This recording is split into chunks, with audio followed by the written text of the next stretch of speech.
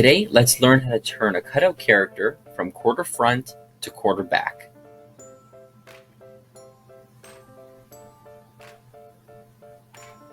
So this is surprisingly easy to do. There's actually sort of a formula that once you know it, you can apply to all different kinds of turns. This is a great skill to have when you're animating in a studio because you're usually going to be using rigs that are flipped, which means they don't tween very well when you try and turn them. So you guys can download the rig we're going to use in this video and follow along, and by the end, we'll have a character turning from quarter front to quarter back. Stick around to the end to hear about our second animation challenge on this channel.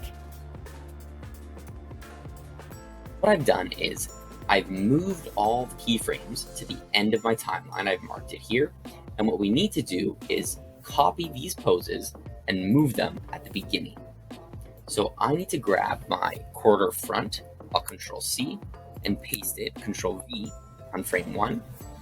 And then I'll search for my, there we go, quarter back, Control C, and I'll paste it around frame 19.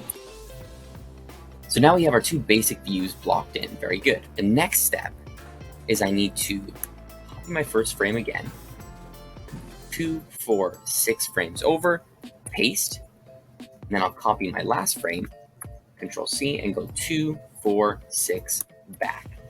And you see I marked it with these two orange markers.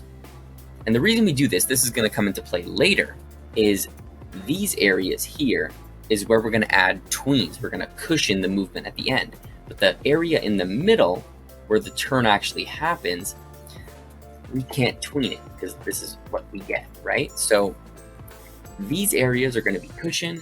This is where the turn's going to happen, and then it's going to cushion out again to make it smooth. So at this stage, it's important to make sure our keyframes are evenly spaced and that our feet are matching up and not sliding when we do the turn. Because if we don't fix it now at the beginning, it's going to cause us a lot of headaches down the road. Now we can start actually blocking in the turn. So let's start here on frame 7. I'll take his screen right foot and we'll move it out to start the turn a little bit. Not too much. That's good enough. I'll have his foot out here so it's like he's stepping. Of course, if you were doing this for a show or something or a personal project, you could take more time. This is kind of just a demo, so we don't need to make it look perfect. Nice, liking that. And now we need to make sure that his screen right foot matches when he turns. So it's going to become his screen left foot. So let's turn on our onion skin. And for this, I'm going to open up my master shadow layer. So I have my master shadow and my master layer here. When I move the character, I'm going to move him on my master shadow layer.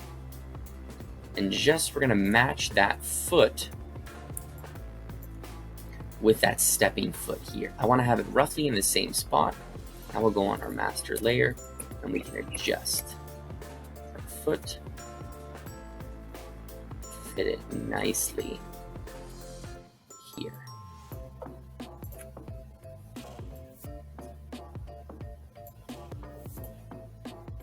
So now it hooks up a little bit more. Oh, he pops back. We'll just delete our master shadow peg. And he comes right to position. Also delete our master peg, so it's the exact same.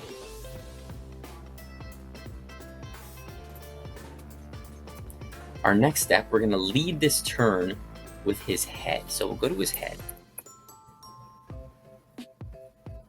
And we'll take our front view and we'll paste it here. So before his body even turns, his head is going to turn and he's going to look. So that loosens up the animation a little bit more. Now we can work on the middle part of our turn. This part is the part we can't tween, so we're going to have to do it frame by frame. So from here to here, it's a big jump, so we need another view to kind of smooth this out. So let's go to our front view. That could work. We'll copy the master peg, and we'll paste it on frame 9. I have it marked here in green. So now he turns to the front, and then he turns to the back. One thing here, since we're leading with the head, his head is going to be a step forward, so we're actually going to take quarter front pose and paste it here. That's his eyes looking. Yes. Okay, nice. So now let's go up to our master shadow, because that's where we move the character. We have our onion skin, and we're going to set this guy right in the middle of our two keys. I'm going by his feet, just like this.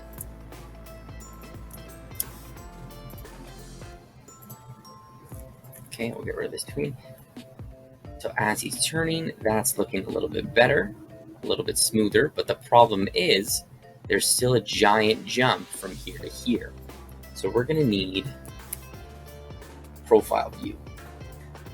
Copy from our master. We're going to paste on frame 11. Again, I got it marked. Turn on our onion skin to 2. And we're going to move him in the center of our last two poses. You can zoom in, get it right in the center. Look at the head, try and keep the timing even. There we go. I'm actually going to adjust this a little bit, and we'll slide it back here. All right, some tiny adjustments on the feet. Don't be afraid to really zoom in and make sure the feet are planted. So now, if we play, it is looking a lot smoother. If we take a look at his feet, they're sticking. They don't seem to be sliding that much. At least this one doesn't anyway. So the turn itself is working pretty good. Now we're going to focus on a little bit of movement before and after the turn to give him a little bit of cushion and settle. If you're following along with this video, don't be afraid to pause it, go back to the beginning, do it at your own pace. Don't try and keep up with how fast we're going. So watching this back, I feel the head could be leading a little bit more. So let's go on the head layer, and what we'll do is we'll move it forward one. So instead of going from here to quarter front, we'll go right to the profile, and then instead of going from profile, we'll go right to back view. So it goes back and then stays back. And that's more of a quick transition, so we don't really see this middle frame for very long. Basically, the middle part is pretty much blocked in and done. Let's focus a little bit more on the outer edges. So let's close this, and we're going to take our frame 13, and we're going to nudge him on our master shadow layer a little bit to the center. So we'll go 1, 2, 3, 4, a little bit to the center. And we'll nudge him, our frame 7 guy, a little bit to the center as well. More. Nice. So now it looks like he steps a little bit, and then he turns, and then he settles here. We have a case of sliding feet, right? His feet slide from here to here. So let's go in. We'll use our onion skin again. We don't need to see forward, we'll just see behind. And we can slide his foot so it looks like it doesn't move. Right, so it looks like it's planted as he's taking that step. And now we're going to do the same thing on frame 13. So as he steps here, we want to plant him. So let's go frame 13. We need to look ahead 6 frames, and we'll plant him here. And at the same time, we are going to lift this foot up. So it looks like it's stepping down. So we'll adjust the perspective. I think we need to adjust the set depth, yes.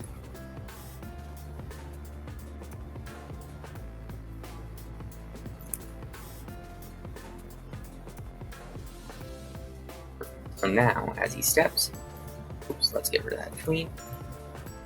As he steps down, it looks like his foot is planting after. Now let's just make some minor adjustments to his screen right foot. So we're on frame 9. I want this to kind of be more exact. Let's see. Like this. There.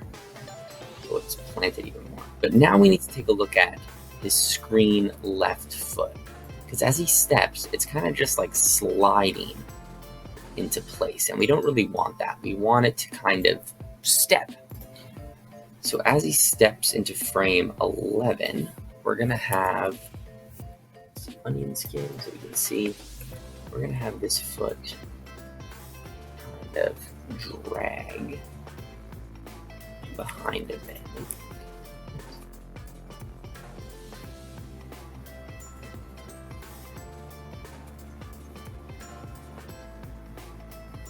Now let's look at frame 9. I want to keep it actually. I don't want it to step yet. I want it to be planted more. So we're going to keep it there. So now it really looks like he's planting on this foot. Just step. And see, the middle parts, it's a lot of frame by frame, using the onion skin, seeing what's before and after, because it's really hard to kind of tween the middle. Let's bend this a little bit to kind of help with the arcs. We can bend his leg a little bit here. Okay.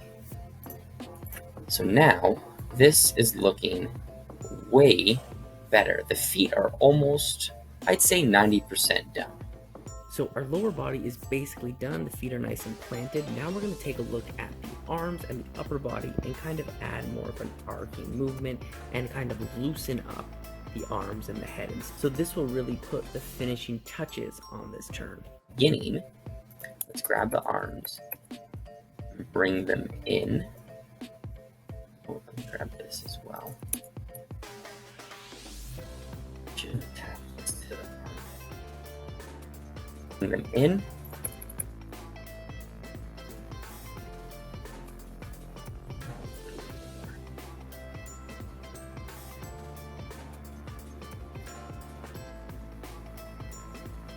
So now he widens the arms as he comes out. And then here, let's also bring the arms in. And again, you could draw different hands if you want, but I'm not going to do that. So now we can try and loosen up the rest of the upper body. So let's start with the head. It can sort of add more of an arc movement because it's kind of just turning straight. So let's go to our head layer. And usually some rigs will have like head tilts built in. We don't really have that. So we can just manually go in. We'll click the features of the face and we'll drop it low a little bit. We'll go like there, not too much. Drop the eyebrows. And then we'll grab the back of the hair and just lift it up a little bit. Same with the bun. We'll lift it up. And then here, his bangs, I think these are. We'll lower this down, and then we'll hide this in his head. So now we have a sort of head tilt like this. To finish it off, we can actually lower the head. We'll also give him a head tilt in the profile view, so we'll drop this down. This is a little bit easier to do. You don't really need to mess with the features too much in profile view.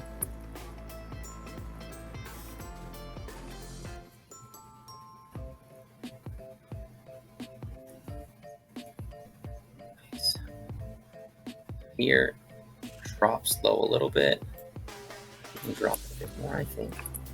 I'm just looking for that nice arc. This head will be a little lower. And the same with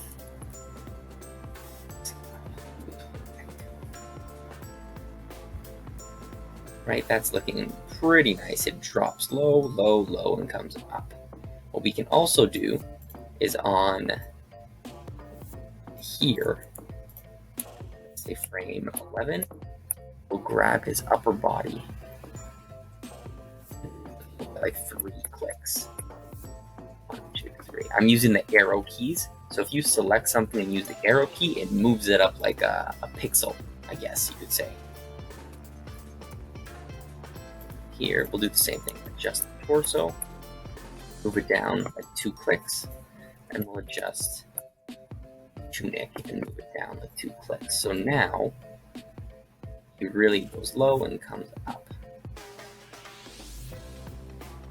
Okay, so that's looking really good. The final step, I think, is to add our tweens and the eases, and then we're going to convert it to 2 so it plays a little bit nicer. So let's make sure everything is closed. We can select these 2 peg layers, press Ctrl K, and we have a tween. And then we can select these 2 and press Ctrl K, and now we have a tween on the end. But if we take a look, it doesn't look very good. It's kind of too even.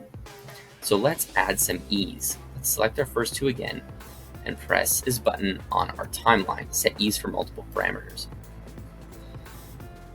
And then this window pops up. So this works is basically this is this keyframe that we're on, and this tween, it goes from here to frame 7. Frame 7 is here.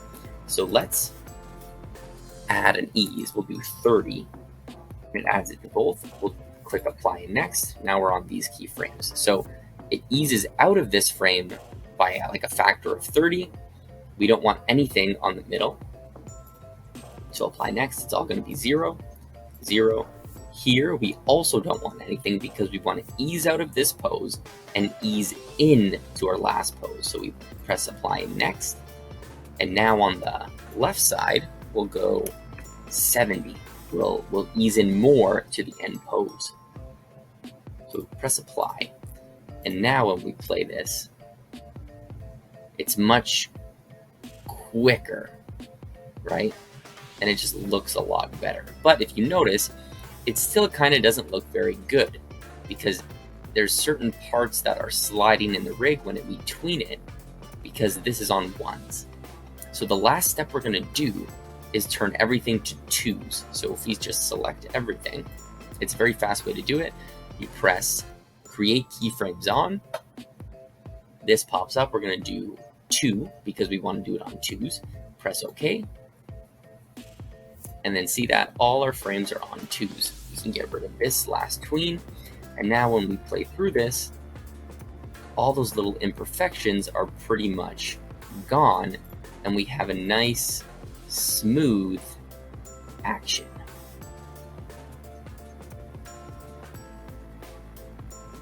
So that's it, guys. That's how you do a quarter front to quarter back turn. And I actually learned this from my supervisor. She's an amazing animator, and she posted a really in-depth tutorial like this for us at the studio. So I thought I would share it, what I learned, with you guys. Don't be discouraged if you can't get it at the beginning. Just keep practicing. The more you practice, the better you get, and then it will become second nature. Which brings me to the end of the video and our second animation challenge announcement.